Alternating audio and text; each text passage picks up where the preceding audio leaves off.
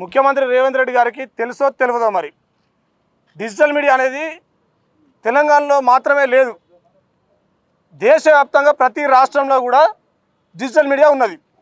Digital media అత్యంత చురుకుగా అయినటువంటి పాత్ర సమాజంలో పోషిస్తున్నది.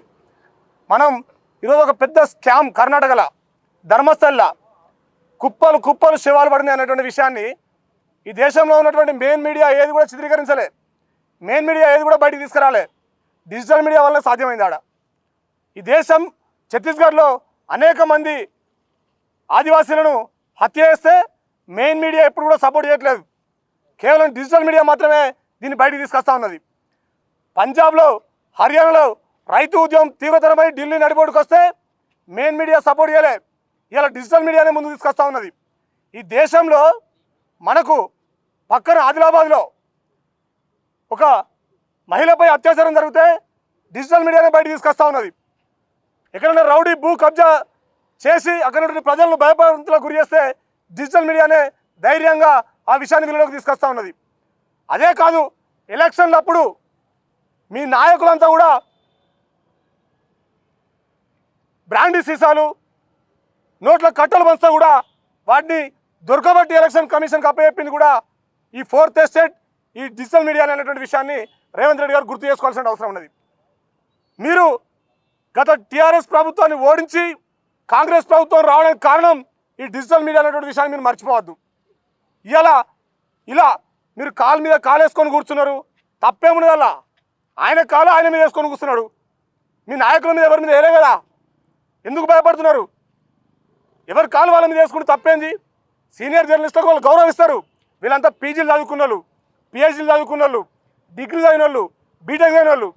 మీరు చేసే కుంభకోణాలను, మీరు చేసే మోసాలను ఎప్పటికప్పుడు గ్రౌండ్ లెవెల్కి వెళ్ళి రిపోర్ట్ చేసేటువంటి ఒక చురుకైనటువంటి పాత్ర పోషించే వాళ్ళు డిజిటల్ మీడియా సోదరులు. అయితే వీళ్ళకి భయపడుతున్నది వీళ్ళ గవర్నమెంట్.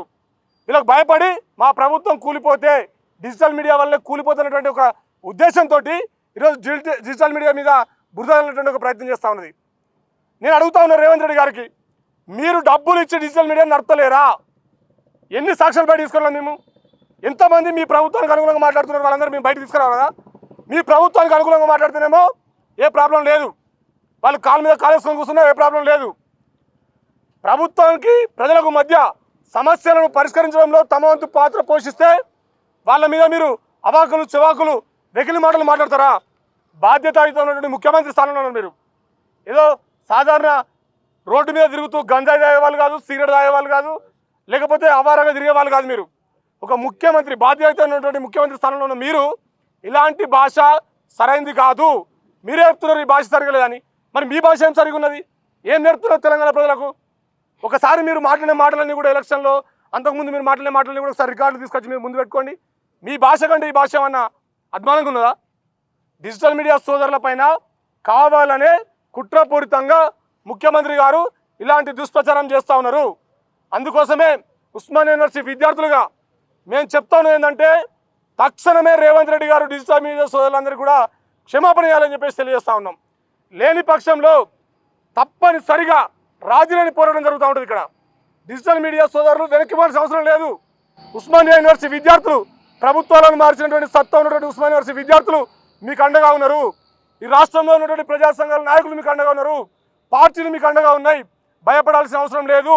ప్రజా పాలన అంటున్నావు కదా, ప్రజాస్వామ్య పాలన అంటున్నావు కదా, డిజిటల్ మీడియాను అంచివేయడమే ప్రజాస్వామ్య పాలన, ఫోర్త్ ఎస్టేజ్ని అంచివేయడమే ప్రజాస్వామ్య పాలన. వీళ్ళకి ఏమైనా రామోజీరావు ఉన్నారా? వీళ్ళ ఏమైనా బలిసిన పెట్టుబడిదారులు ఉన్నారా? నారాయణ శ్రీనివాసరావు ఉన్నారా? వీళ్ళకైనా కోట్లాధిపతులు ఉన్నారా? వీళ్ళు నెలకు లక్షల రూపాయల జీతాలు తీసుకుంటున్నారా? తమ జీవితాల్ని సర్వస్వం అర్పిస్తూ ఈరోజు బాధ్యతాయుతంగా వాళ్ళు ప్రజల సమస్యలను నిలగెత్తి చాటుతూ ఉన్నారు.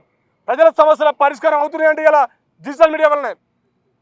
ఆ విషయాన్ని గుర్తుపెట్టుకోవాలని చెప్పేసి తెలియజేస్తూ తక్షణమే రేవంత్ రెడ్డి గారు డిజిటల్ మీడియా సోదరులందరూ కూడా క్షమాపణ చెప్పాలని చెప్పేసి, లేకపోతే డిజిటల్ మీడియా సత్తా ఏంటో చూపిస్తామని చెప్పేసి ఈ సందర్భంగా తెలియజేస్తా ఉన్నాం.